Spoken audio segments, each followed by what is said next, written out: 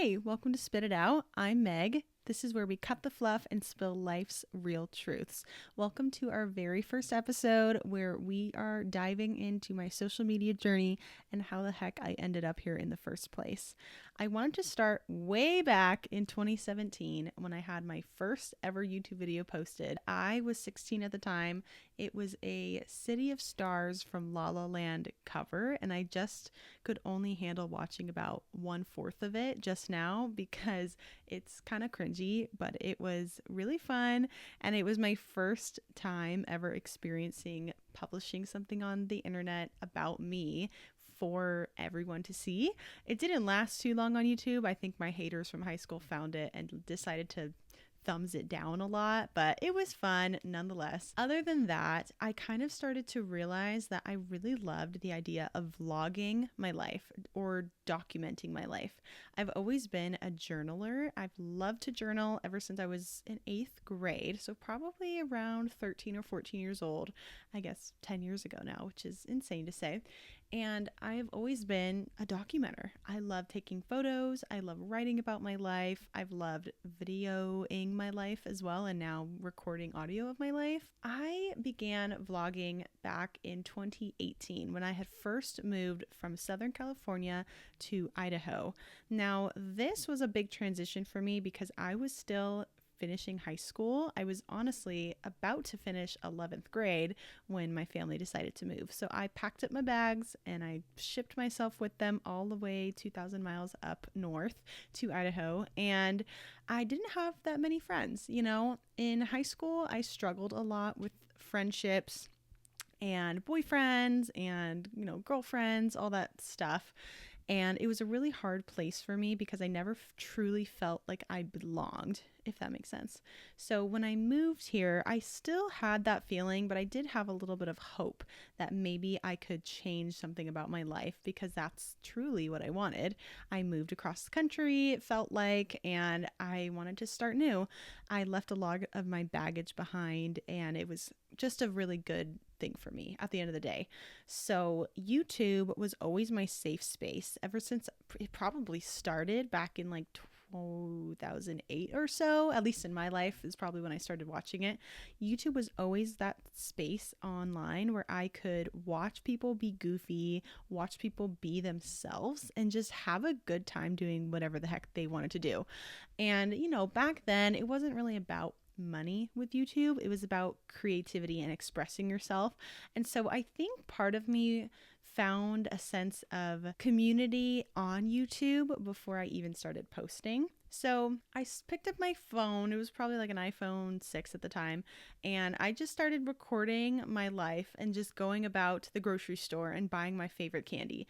It was so simple, but I just loved the whole process of recording, getting onto the internet, editing it, uploading it, and just seeing people enjoy it, even if it was 50 people. It did not matter to me. It still doesn't really matter. I just love doing this no matter what. And I continued to make YouTube videos in high school up until probably right before I graduated. I actually had to get a part-time job, and I decided that I needed to pause YouTube and maybe I'd pick it up later. So I did, and I finished high school. I started college, and one of my roommates at the time had made a day in the life video. And I honestly clicked in my brain. I was like, oh my gosh, I forgot about YouTube. Like, what the heck? So I picked up my camera, and I also made a day in the life video, and I tagged my friend at the time, like, hey, go check her channel out. And I was like, oh my gosh, I need to start making vlogs again. So I did.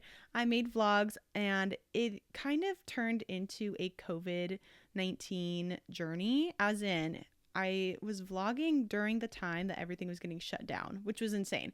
So I technically have like footage of myself back in like March 13th, and it was really crazy. I was also going through another hard time in my life. My boyfriend had just broken up with me, and then this pandemic was happening, and then I had to move out, so it was crazy. So luckily I did get most of that on camera, and I kind of documented my summer living alone as well.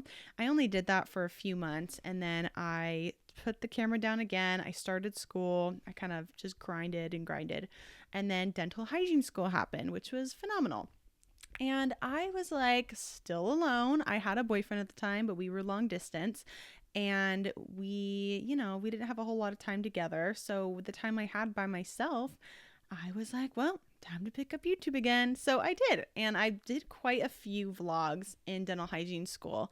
I find now that I'm thinking about it, most of the times that I vlog, at least so far, has been monumental moments of my life. So the last time I was vlogging in dental hygiene school, I was going through another tough time and I was really pushing through and trying to find myself. And then I stopped again because I had to study for boards and I decided, okay, well, maybe I should put this down again. Once again, I picked it up just for a second before my TikTok kind of started getting more popular. And I was like, maybe I'll just try one more time. And I did. And, it didn't work too well. Like, I think my friends and family probably watched the first one I posted. It was like 300 views. And then I posted another one and I got like 50 views. And I was like, what? Why am I doing this? Like, I love doing it, but I would really like more people to watch it. And so, yet again, I paused and I have not vlogged since. However, I did start posting more short form content on TikTok, which has been really fun because it's not as stressful sitting down and editing, an hour's worth of footage into 15-minute clips. And so that I think was the biggest strain on me. I really do love vlogging. I really love it. If I got more popular on YouTube, I probably would have stuck with it long term.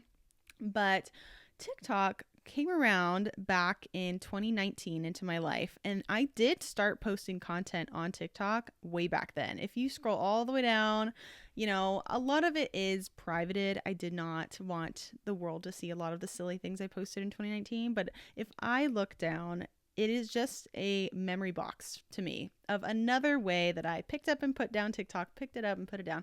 And, I filmed a couple things in dental hygiene school that like no one really cared about. And I don't know what exactly it was, but I think I was feeling that lack of YouTube again in my life with documenting. And I was like, you know what? What if I just picked up TikTok and started talking about dental hygiene? And I did. And it seems like people really liked it. And I really liked it too. And so here we are. A podcast was always something that I had thought about, but not seriously ever. And so I had listened to a lot of Brittany Broski, Emma Chamberlain. I listened to just random people's podcasts all the time. And I always enjoyed a very casual listen, maybe something I can laugh to, something I can relate to on the way to work. Because my drive to work was about 20 minutes, 15 to 20. And then my drive back was probably another 15 to 20 minutes. So I could kind of finish an episode in a day, give or take. And it was always just something that gave me joy. And I find that I do like to talk quite a bit. And some people really just like to listen. And I do think that this podcast is just me trying to get my voice out there more to all of you and to any new listeners. And just know that life is crazy and life is going to take you down so many avenues. But if anything, if I can help you and guide you and shape your future into exactly what you want it to be, I want to be there and I want to support you in that in absolutely any way I can. That is how I am with my friends, my family, my coworkers, my patients. And, if I can just help at least one person out there, that would make absolutely everything worth it. And so on this podcast, I am going to be doing some interviews, some solo episodes, but I really want this to be less of a dental hygiene focused podcast and more of a lifestyle and life choices podcast. I really want my listeners to know that, everyone has a story and everyone learns lessons along the way to their goals and even after they reach their goals. Some good, some bad, and some probably in between. With my guests, I would like to deep dive more into their lifestyle and who they are as individuals and maybe how the dental hygiene career or their healthcare career has shaped them and what lessons they'd like to share with you along the way. I think if that is something that you are interested in, I think you would absolutely love my podcast. I will probably do some solo episodes on things that I have learned that has shaped me into who I am as well. This is going to be great. And I think if you are following along until now, I really appreciate it. I guess I'm going to be signing off for the first time. So thank you for listening, and I will see you in the next one.